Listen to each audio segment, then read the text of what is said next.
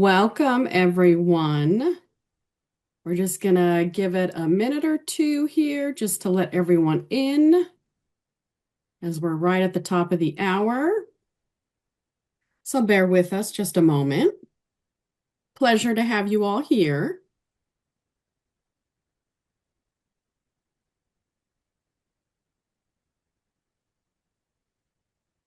All right, it actually looks like we've got everyone from the waiting room. So I will go ahead and get everything kicked off. Thank you all for joining us today for the Skill Up session. The NU Institutional Review Board, IRB, Recruitment and Informed Consent Materials, Process and Application Components with Dr. Becker and Dr. Tribble. My name is Dr. Jenna Johnson, and I'm an academic learning specialist with the Academic Training Academy. I do want to cover just a couple of housekeeping items real quick before I hand the session on over. You'll notice we are recording the session today, and the video for it will be posted on the YouTube Skill Up series page within 24 hours. We do typically send a follow-up email as well that has that link and any materials from Dr. Becker and Dr. Tribble. If you have any questions throughout the session, you can post these in the Q&A or the chat. And then lastly, we do have captions enabled. If you need to turn these on, you can hover over the bottom of the Zoom window to see those controls, and then select the CC option to show captions.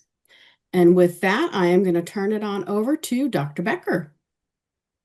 Thank you very much, Dr. Johnson. And we always appreciate the help that the Academic Training Academy provides us hosting these webinars. So thank you, and welcome everyone to our webinar today. We've seen this description, you registered for it. Don't want to read everything on the screen, so I'll just briefly say we're going to go through the consent process, the informed consent process, which involves the elements that you see here in green. So I'm Chad Becker. I'm IRB Education Analyst, and I have with me here today Kelly Tribble, IRB Education Analyst as well. I Hello, believe we're both everyone. pinned on the top of your screen, so you should be able to see us. And we're going to be helping each other throughout the presentation. So I'll be giving the content presentation, and Dr. Tribble will be monitoring the Q&A and the chat. So a little bit about us and who we are. You can find this recorded webinar, of course, at the Skill Up YouTube channel, as Dr. Johnson had mentioned. And then we also have a YouTube channel and a web page where you can link to all of our webinars. So please take advantage of these hyperlinks within the PowerPoint presentation. We will be providing that to you as well as a link to the video and a copy of the Q&A with that email that Dr. Johnson had mentioned. So please do submit questions during the webinar. It's easier, I think, for Dr. Tribble to stay within the Q&A function. You could certainly use both, but if you can use the Q&A function more for content and the chat function more to introduce yourself. So we always like to hear where people are from. And briefly, I'm in Terre Haute, though I'm from Buffalo, New York, and Terre Haute, Indiana, right now, where I'm broadcasting from. And a little known fact about Terre Haute, Indiana, is that it is the birthplace of the Contour Coke bottle. So that famous Coke bottle was created here in 1915. Dr. Tribble, why don't you let everybody know where you're calling in from? And sorry if I put you on the spot. You don't have to have a fact. I know, fun fact. No, thanks, Dr. Becker. Yeah, I live in Tyler, Texas, which is the very eastern part of Texas. I'm only about maybe 90 miles from Shreveport, Louisiana, and it looks pretty much like the rest of the South, but it's nice and humid and warm here today. So anyway, good to see everybody. So Dr. Tribble will be helping in the Q&A, and I'll be stopping and asking every now and again if there's a good question that would benefit the group. So hopefully we can all kind of have a live Q&A interaction where it helps, and then afterwards you can always read through the Q&A that you get post webinar. So we'll be posting those to our webinar page as well on the IRB site. So we try to make it easy for you to find these materials. And of course, I'll be talking about our website quite a bit today. First, though, I want to just briefly go through the purpose of the IRB, what we are. We're an institutional review board, and we're a committee that's designated through federal policy. The common rule, 45 CFR 46, kind of gives us the authority to protect human subjects, and institutions work with us as a unit, as an IRB, to protect human subjects in research that's done at that institution. So universities are one type, hospitals and many other types of institutions have IRBs. What we aren't is a committee that will provide guidance regarding programmatic issues for students and any academic or methodological aspects of research for students, faculty, staff, whoever's using our services. Unless, of course, those themselves present risk to human subjects. Sometimes the data collection techniques that people choose will put their participants at risk. And so in that case, we might come in and say, well, think about your design, think about your data collection. But generally, the academic components are up to, the primary investigator, who might be a student with a committee, might be a student with a faculty sponsor, might be a faculty member or a group of faculty members, or staff or a group of staff. So we make sure that people understand the separation of powers, if you will. Key information about our NUIRB.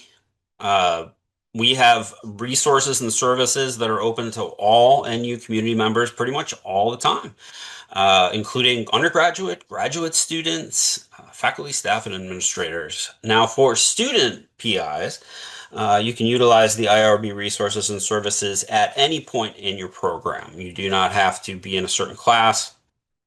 You can utilize our resources, which are online, and our services, which are available to be scheduled online from our public website. So for dissertation student PIs, especially, you don't need to be enrolled in what's considered the IRB course. And in some programs, that's that DIS 9903 or 9913 course. So you don't have to wait until you get into those courses. You don't have to wait till you get to near the end of your program to come learn from our resources and services. So please do consider that if you're earlier in your program. The webinar that we'll be giving today will be a quick tour of our resources and services. Now that I've built them up, I should tell you what they are.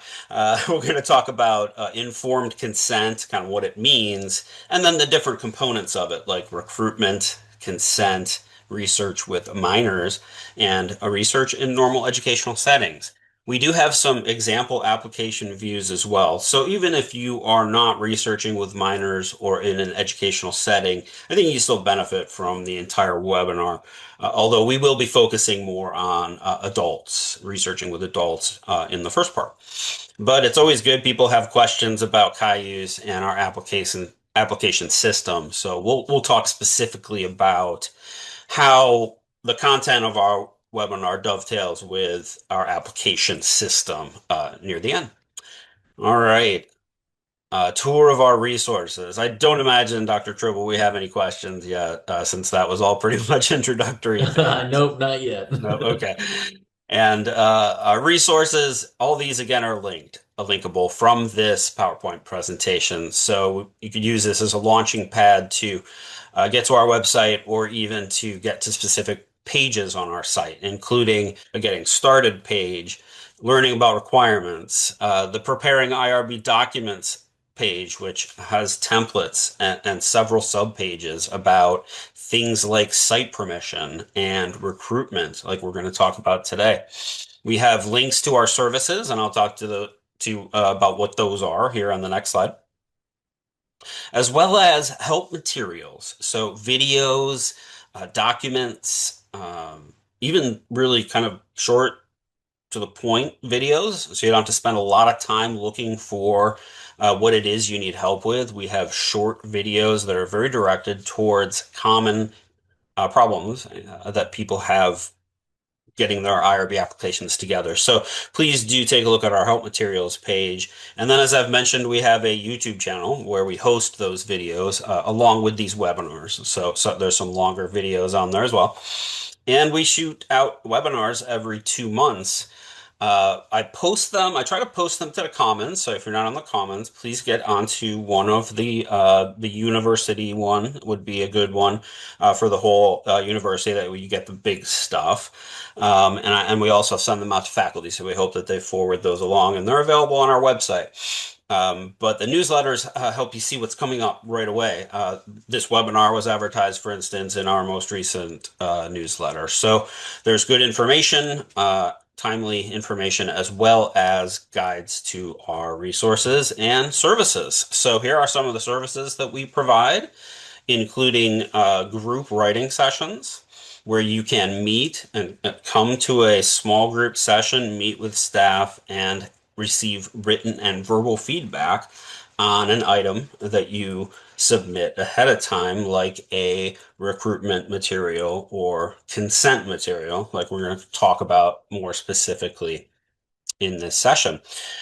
We have these 3: eligibility, recruitment, and consent, where you can submit and receive feedback after a short presentation. So they're an hour long.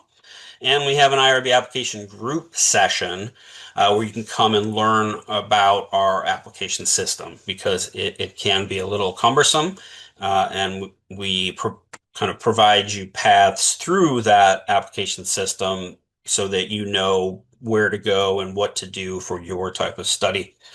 Office hours, very popular. We find that people do like to be able to talk to each other. Imagine that. And so we do have office hours, and we've increased, the offerings of office hours, because we've noticed a trend in kind of wait time and the need for those. So you can link to our office hours page here. And then, of course, we hold our regular webinars every month or two. So getting into informed consent. Now is when we might have some questions. So please do encourage you to ask any questions through Q&A.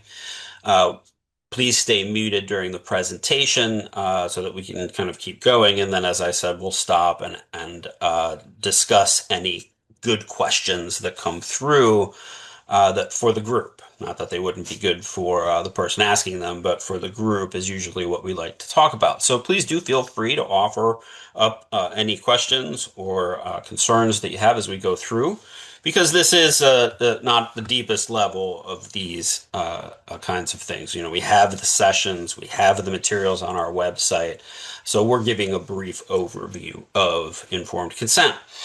So informed consent is granted to researchers by participants, and it's the crux of ethical research. It's essentially, are you telling them, right? So are they informed of the risks and benefits? Are you telling them what you're going to ask them to do and what it's going to be about, in case it may trigger them, or any other issues that we would deal with in the protection of human subjects? And then, are they volunteering? Do they give that consent? So be informing people and then making sure that they are able to volunteer for the research, so that there's no coercion, that there's no pressure, those kinds of things. It needs to be voluntary. So this is, as I said, a crux of ethical human subjects research, the definition of informed consent. Now we're going to get into it a little bit more detail. When we look at the process of what informed consent entails, it's a combination of how you recruit your participants and how you get that voluntary consent from them. So how you reach out to them and gain authorization are linked in the same process. And it doesn't just stop when you kind of begin your study or you get your participants, right? Informed consent's an ongoing process and continues throughout the study. Uh, the process may lead to a yes, right, from a participant, but it is, of course, a voluntary situation for ethical human subjects research, so it might lead to a no. So they're free to volunteer to participate, and then they're free to stop at any time. And if they ask for the data to not be used, then that is an expectation of responsible human subject research. Um, this process of actually recruiting people and gaining their voluntary consent can only begin after IRB approval. So we need to know your plan for how you're going to reach out to recruit people and how you're going to gain that consent from them. So that's what we're going to talk about here in the next few minutes. Seeing anything coming through the wire? Not yet. I guess everything is as clear as day. All right. So what I've done is tried to present what you'll see on our website and what you'll see on our application. So these are screenshots from our website. If you go to the recruitment page on our website, you'll see various resources, including templates of different kinds. So how do I recruit through email? How do I recruit through a social media post? We have directions, examples, they're templates. So you actually enter your information into them, and then you can use them as your document. We don't want you creating your own template, right, and using it. We want you using our template. So make sure that you're following those directions to be sure to include all of the right information. We have flyers, we have other types of recruitment materials that we'll get into a little bit later in this presentation, but essentially we have a few different kinds of templates to make sure that your recruitment material looks right in the platform in which you're presenting it to people. Right? Essentially, that's what we're looking for. And that, of course, contains the right information. So if you're planning on conducting a human subjects research study, then you will need recruitment materials. We're going to talk about recruiting minors and everyday educational settings a little bit later on in the presentation. For now, we're focusing on adults 18 and older in the United States. Recruitment material directions. You can see here that I've highlighted a few areas, not going to read the whole document, but this is essentially what you'll see at the top of the template. These are directions for how to use the template and what needs to be included. So those two green arrows, if you can read through that list quickly, you'll see the things like the purpose, the research activities, who you are and who you're affiliated with, what topics or compensation, you're going to be using. So there's quite a bit of information, and that's why we require you use our templates. Here is an example of the template for an email or letter that you might send. That's why it's in a Word form. That's why it's, in this typical font. And you can see we have highlighted parts, and those highlighted parts are where you would put your information into the template, remove the directions. So remove name with your name and so on and so forth. And you can see that we have a space for eligibility criteria, research activities, topics, the typical things that you'll find on a recruitment material template. So if you go in and you don't remove any of the required language and do replace the highlighted language with information about your study, you should have no problem creating a recruitment material that meets the requirements of the IRB. Sometimes you might have questions about what to put in there, but the templates show you how to do it. And if you use those correctly and seriously, not just as guides, but as templates, then it'll expedite the process for you. The recruitment materials process essentially is how you're reaching out. to potential participants. So how you reach out informs what template you use. Are you reaching out through email, or are you going to post kind of a nice looking uh, a pictogram? Sorry, not the right word, not the recent word, but a something you might make on Canva, right? That's a nice meme, or something that's not a text-based document, but more of something like what you would post to social media with text embedded in an image and maybe some decorations. So we have template for that. So make sure that you're following that so that you have the right information included in that nice, maybe one-page flyer that you would post to social media. Maybe you're handing flyers out. Maybe you're calling. We don't see much of this, but if you can get a list of phone numbers from someone, like say an administrator at a certain administrator at a certain kind of business, then you could call people, or even give a public presentation or a presentation of some kind where you're allowed to do so to recruit. So there's several methods for recruitment, email, social media posts being two of the more common that we see. And typically, site permission is needed in order to do that recruitment. If you're going to put a flyer on a telephone pole in a public space, you're not going to need site permission. You may not really reach your target audience either, but if you were to say gain an email list from an administrator at a school or a company, to use for your research, then you would need a site permission. If you are using a physical site to gain data or recruit participants, you would need a site permission. If you are going on to a private social media site that is managed or moderated or owned by someone else, then you would need a site permission from them to post there. If it's your own social media feed, and the people that are going to see it are just your friends, then you're the one who would give permission for that. So you would not need a site permission. Same with LinkedIn. A lot of people try to recruit through their own social media networks, and to varying degrees of success. But typically people need large, population to pull their sample from, and that can typically require site permission. So here are some examples of where you would need site permission. And we consider that kind of part of the recruitment process, right? You can't go recruit these people without permission to do what it is that you're saying you're going to do. Now, this holds true as well for, say, teachers who might have access to their colleagues' email addresses because they work at the same school, but that does not mean that they are yours and can be used in this way for research.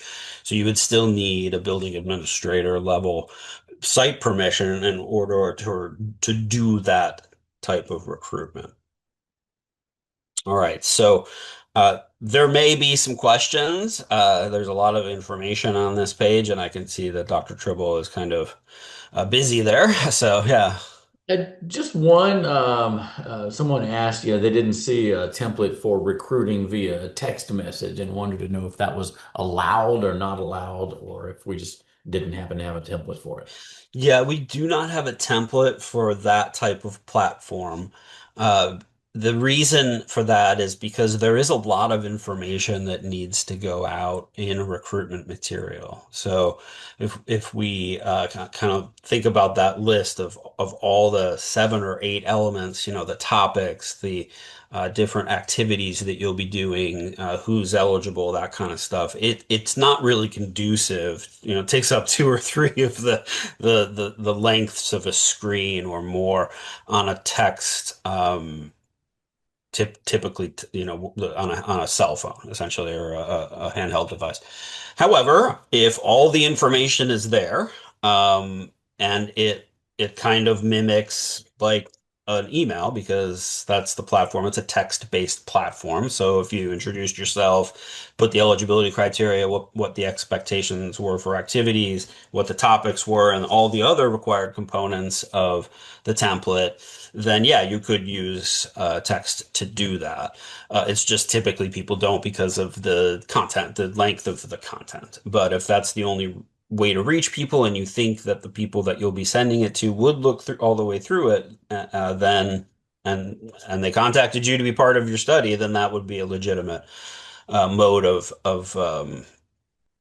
presuming that they were your friends and they're already in your contact list, or if you were getting their phone numbers from a third party as to whether or not you would need site permission to access those phone numbers. So that just as a final caveat about that, if they're your friends and family, then you wouldn't, if you're getting their phone numbers to text from someone, then you would need that permission from them. Again, we don't see it that often because it's hard to fit that much information in a text. Okay.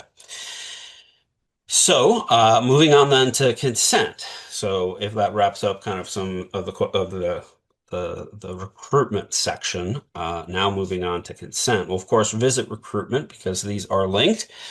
But as you look at the consent web page on our website, you'll see that we have again templates on the left in the yellow box, and we have some directions. So, of course, if you're planning to conduct human subjects, they're 18 or older, and it's in a non-educational setting, then this is the way you would do it. And this is what most of our research studies entail. We do see some studies in schools, and we'll talk about those in a few minutes. But generally, it's people, they're over 18, and we're not in a school. We're just recruiting people, we're interviewing them, we're giving them a survey, and it's not educationally situationally related. So this is what about 90% of our primary investigators use, either a online anonymous survey or questionnaire or a typical consent form for when you will know who they are. Like if you're going to be interviewing them, you're going to have personal information about them. You're going to have their email address. You're likely going to have their name, possibly their phone number. So there's two kinds of consent materials. The one for the anonymous survey where you never learn who they are, and then one for the more intimate types of data collection where you gather together with them in some way over Zoom or in person to gather that information. And you might use both. You may have both of those components in your study, or you might just be using one. Either way, you'll need to include the appropriate completed template with your application. So, again, here are the directions for the consent materials template. Again, these are the elements that you have to provide them. So, needs to typically be, in a larger document to describe all of those. Our templates are, I think, about 2 pages long for consent. And this is the information. If you remember from the recruitment slide, it's very similar. Obviously, we want consistency. If you're going to invite them to do something and then you're going to consent them to do something else, we would consider that unethical. So we need to make sure you're consenting them for what you recruited them for. So there's lists that need to match across the materials. And then here's just a little bit of the template itself. Again, there's directions. So, put in which one you are, a doctoral student, your name and job title, an employer, if there's a relationship with the site. If not, you delete that, right? As you go through, you take a look and then you complete what is in the blue highlighted area. If you have questions, you come to our sessions and you learn how to complete these templates. They're hopefully pretty self-explanatory. And if you do follow the template without removing any of the required text and adding the text for your study in place of the blue text, you should be able to create an appropriate consent material. There's a little bit about the informed consent process that I want to talk about before we move on to working with minors. So that'll be kind of up next. There's two ways to gain consent, and it depends on the first research activity. So you could be doing 10 research activities. Of course, I would encourage you not to do that many research activities. But if you're doing more than one, the way you gain consent is about the first one. So if the first or only research activity is an interview, focus group, observation, something where you're getting together with someone or someones, then you would of course get our approval. You would recruit them, send them a copy because this is one of these types of studies where you would have to know how to get in touch with them in order to schedule the interview or the focus group or the observation. So you would send them a copy of the consent form and then review it at the beginning. So did you get a chance to read the consent form? Yes. Do you have any questions? No. Okay, let's go forward. Getting that verbal consent, and then you can begin, recording, data collection, whatever it is that you're doing, recording an interview, recording a focus group, start your video camera for an observation, whatever it might be. And then because you've gotten consent for all of your research activities, because that's what's on the consent form, if you did have more, you would not need to gather consent again for the next research activity if there was one. Same is true for the online anonymous survey or questionnaire. If this is the only thing that you're doing or the first research activity that you're having people do, then the process you can see is shorter and easier. You get our approval, you recruit participants, and in your recruitment materials, the link is there to go to your online anonymous survey or questionnaire. So they bounce there, they see the consent form as the first page, and then they say okay and move past, and they've given their consent. So many of our students choose this for ease and time. But obviously, if you're looking to, explore the experiences that people have with the phenomenon, you would go with the qualitative research. But this process is a little more streamlined. And we do, of course, see people then getting consent for maybe a later interview in studies like this. But as long as that's in the consent form that they agree to, then you don't have to worry about getting consent before that interview because you've already gotten that consent. Any questions coming in, Dr. True?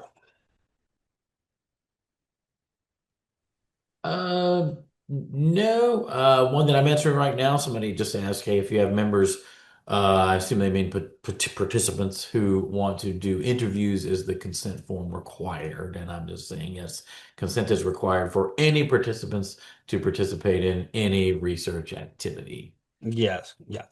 And I'll just bounce back to this page just before. So here you are. If you were doing an interview, you would get our approval, recruit, and then step number 3, gain consent from them by sending them the consent form, having them review it, and then asking them right before the interview, did you review it and do you have any questions, any concerns? So that would be the way that you would get, yes, informed consent or consent from someone you're interviewing. And any study that will engage human participants will need consent. So that's a given. So if you are researching humans, then you will need recruitment and consent materials. We're just about to jump into what if I want to research minors?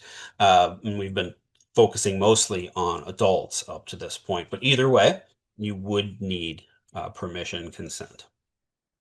Okay, so they select yes, they move on, they answer your question, and you get your data.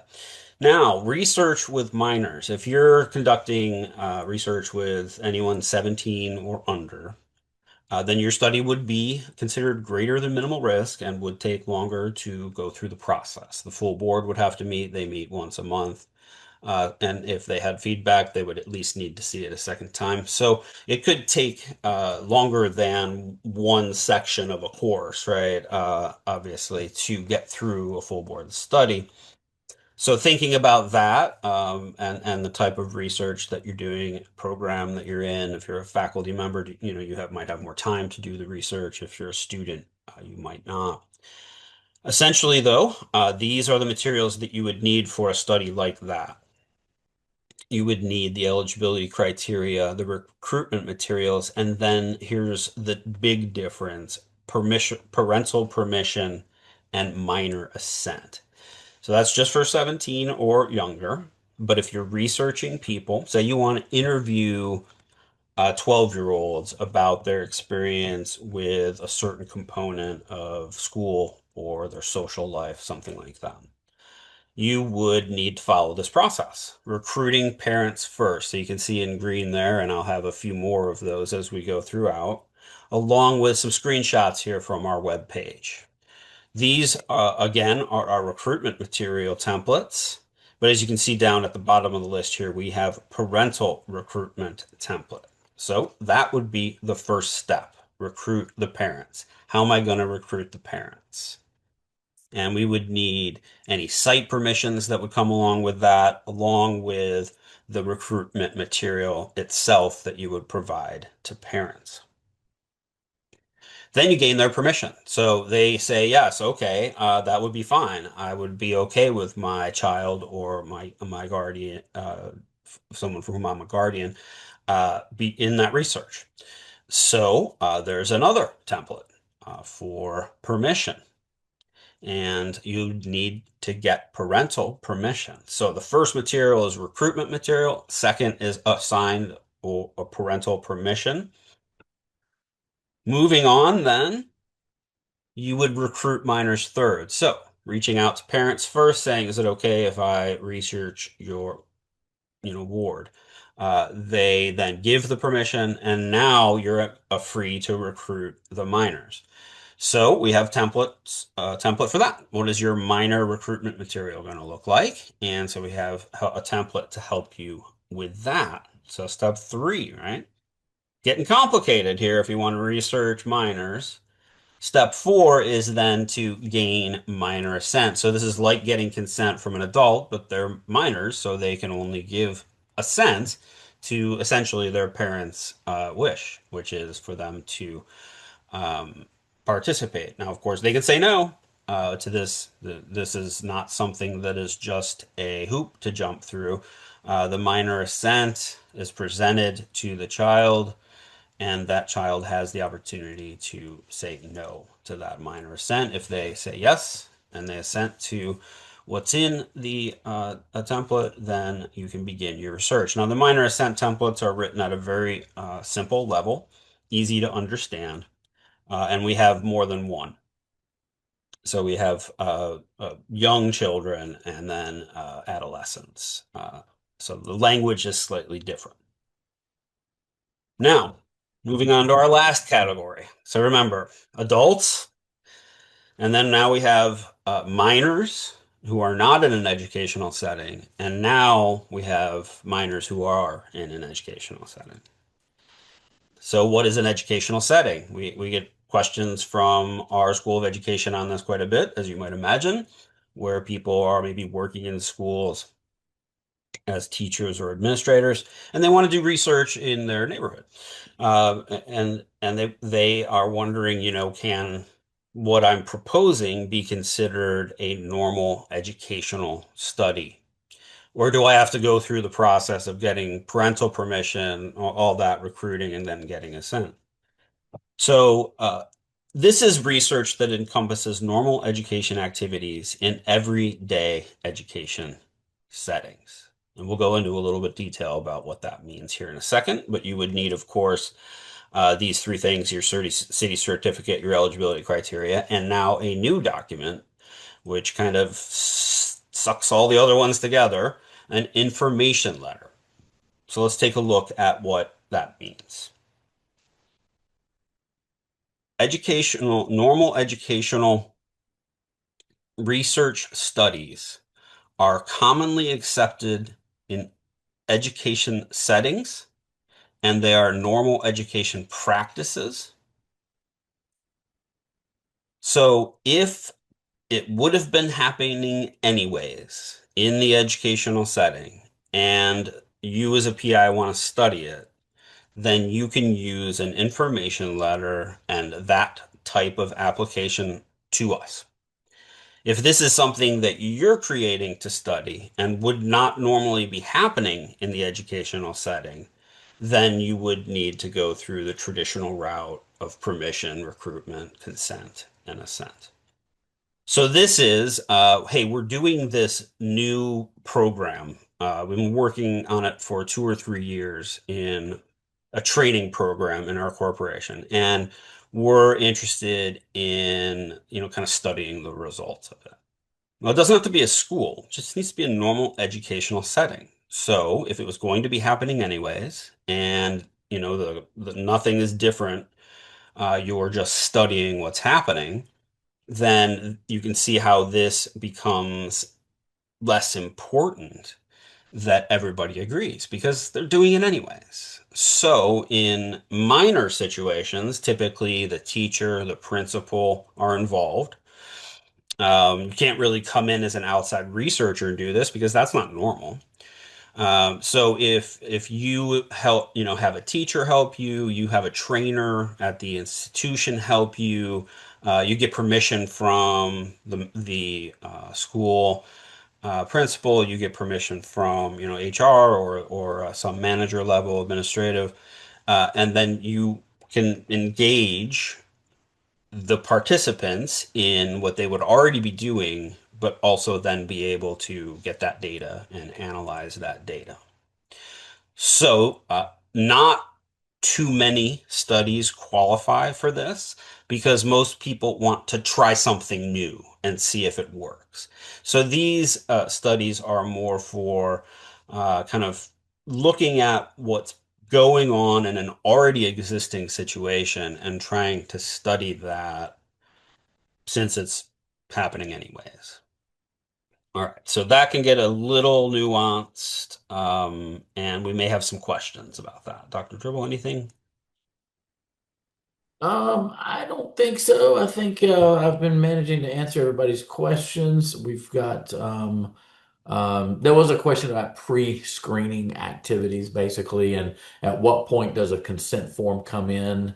Is it during those pre-screening activities or later? So typically, when pre-screening happens, it would be after recruitment and before consent, right? Because you're still trying to decide if this person is eligible to be in your study. What I always tell people is, try to remove that pre-screening step and just make sure you write very clear eligibility criteria so that you know that you have the right people. Pre-screening is typically used in medical studies where they need to make sure they're not going to kill you, right? If they give you a certain type of drug that you have an allergy to. So that's kind of what pre-screening is really for. Eligibility criteria is really how you screen your participants, or you screen the world for your population. And then your sample is whoever volunteers out of that group. So writing really good informed and informative eligibility criteria could remove the need for the pre-screening. But if you are going to pre-screen, we do have in our application a section where you can click on a few buttons and learn about what's needed for that section in pre-screening. We don't have it on our website, but once you get into Cayuse, which you can get into at any time, you can start to click through, create a mock study, go back to it many times if you need to, and just poke around on that pre-screening page and see if it fits your study or not. All right, so we have templates. Imagine that for information letters. We have a template for everything. So if you're working with minors, we've got a template for that. And again, we have Word documents available on our website. And we also allow these types of studies to be done with adults as well. So college level or even older training programs at workplaces, churches. We've seen various different settings where adults are engaged in an everyday educational setting, doing everyday educational activities. So sometimes that information letter can just be a lot easier than getting recruitment and permission and consent and assent. So something to look into if you qualify, if your study kind of looks like this. Here again is just a view of the template. So it's a short template, and you just have to fill in some information about what's going to be happening, that day or that week, and give people the option to, and this is important, not opt out because they're doing it anyways. It's an everyday educational situation, and they don't get to just opt out of their everyday educational activities, or the school or the workplace would have a problem with it. But they do, or their guardian parent does, have the option to opt the data out. So not the student. Student's going to do it. If you're giving somebody a test, if you're giving them an activity, they're going to be doing it just like everybody else. You don't have to worry about, what that child is doing or what that person is doing in the hallway or down in this, assistant principal's office or something like that. They're all going to do it, but you would not include their data in the study. So that's another big difference between these is that everybody does the activity because the authorizing figure said this is what we do, this is what we're going to do, and then everyone has the opportunity to opt their data out of the study, but not themselves out of the study. That makes sense. All right, starting your application.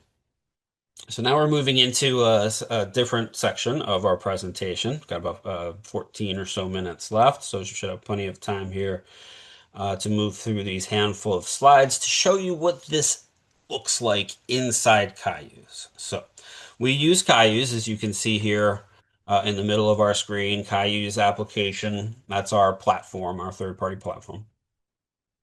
And we have several help materials for how to get into the system, how to complete an application, and how to do some specific things within there that we notice that some people have trouble doing.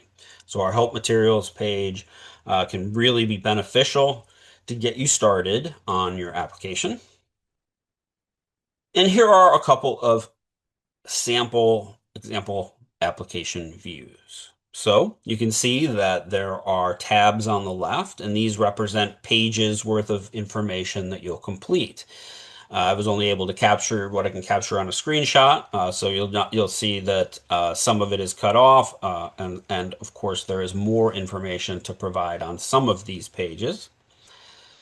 I wanted to show you the ones about recruitment and consent, of course, so that you can see what's typically required. So this is a study where we are going to be working with adults who are not in an educational setting. So very typical. We got 90% or more of the studies that we see are this.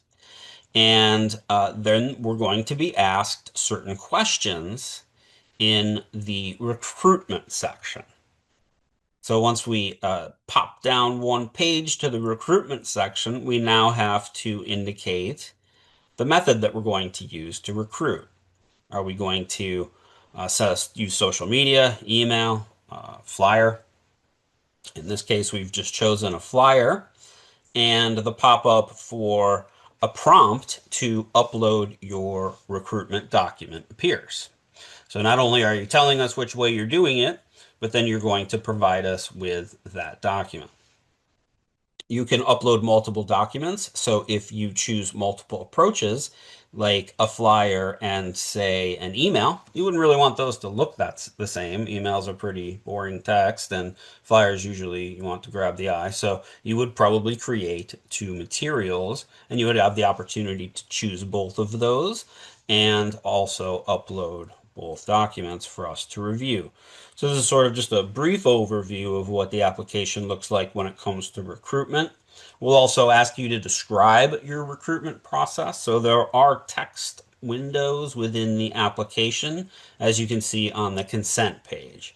So this would be a typical consent page for the application for working with adults.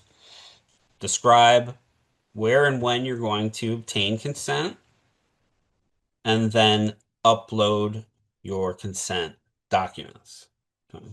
So there's a couple of different options here for different types of studies So if you do get into the application, you do have questions, you can always come to office hours or send emails to our email address to ask these types of specific questions.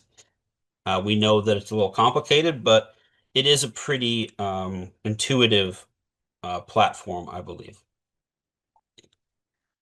Now, here's for a study with minors. This would be a study with minors who are not in an educational setting. So again, these are maybe 13-year-olds that you want to interview about their social life.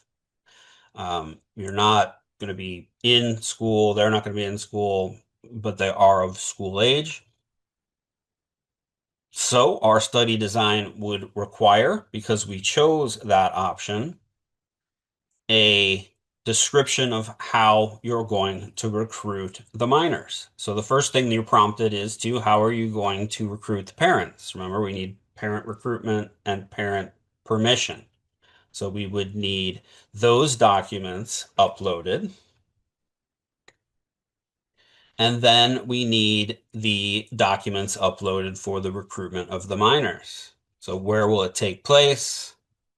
And how is it going to be done? And then attach the necessary documents. So kind of twice you have to do it. Once with the parents and then once with the minor, parent or guardian, and once with the minor. So we have parental permission, minor assent, right? So there's a place for every document if you're choosing the right questions as you start your application. So if you're not finding something that you're expecting, go back and look at the way that you've answered questions, because each application will open and close sections depending on the answers that you give. Some applications come in with only 3 or 4 sections because someone is using archival data. And as you can see, we could have up to, say, 10 sections with a study with human subjects. So it just depends on your application as to what pages open up and what types of information, whether it be written or radio button information, and then any attachments that are required as supplemental documents like recruitment materials, consent materials, site permissions, etc. So for a normal educational setting, here's an example view of the application. You can see here in our study design section, we chose that they were going to be minors in an educational setting. And we need to describe what it is that we're going to be doing so that the IRB can confirm that, in fact, what you're doing is an everyday educational practice setting. And you'll be asked to describe that and upload your information letter on the next page. So we do have opportunities for you, again, to fully explain what it is that you're doing.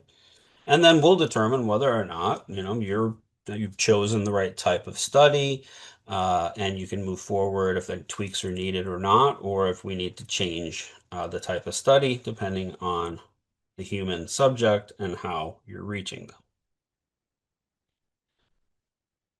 Important reminders of our group sessions. We have those on eligibility, recruitment, consent, as well as the application platform, Cayuse.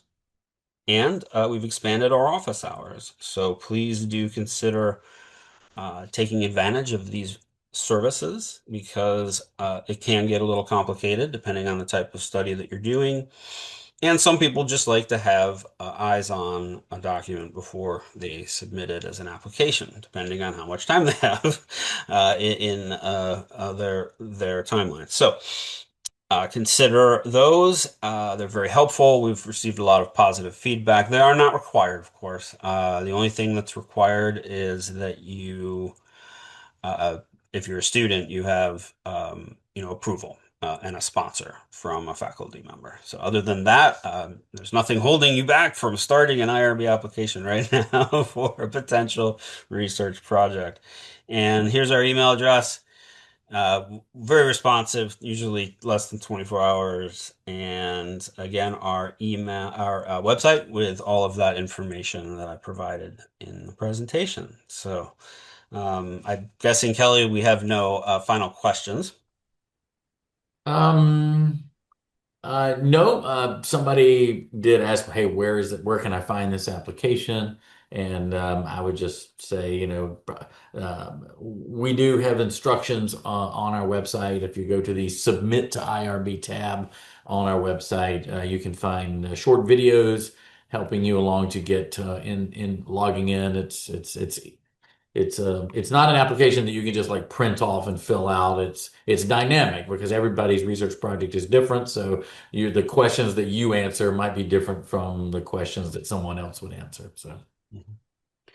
And yeah, it's a separate platform. So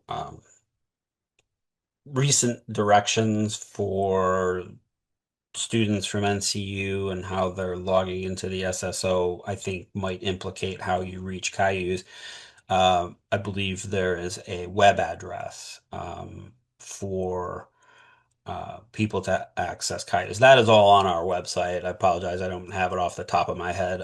But there is a Submit to IRB tab on our website. So um, once you get to that tab, all the directions are there for how to access the system and how to begin your application and do several other things that folks seem to have trouble with, like adding their faculty sponsor and things like that. So hopefully that information will be helpful. And I think next time I present, I'll make sure to show that tab here on our page since we are talking about the platform. So thanks for that. Anything else, folks? Well, Dr. Johnson, I think that's our presentation. Good job. Perfect, everyone. There were a lot of great questions, I can tell you, in the Q&A and in the chat. Very pertinent, relevant. So kudos to all of you for getting those questions out there. I do just want to thank Dr. Becker and Dr. Tribble for taking the time to present. I'm going to plug once again the group sessions for the IRB. I have used them myself. They are fantastic. Sign up. And then quick reminder that I will be posting the recording, the actual video into the YouTube Skill Up series page sometime tomorrow. And then you will all also get an email with that link to the video and presentation materials. excellent. Awesome. Thank you all. Thanks again for the opportunity to present.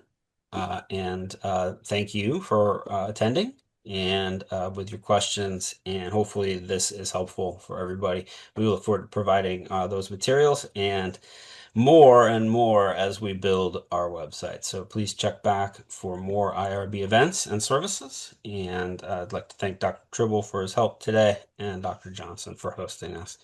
Thanks, everyone. Bye.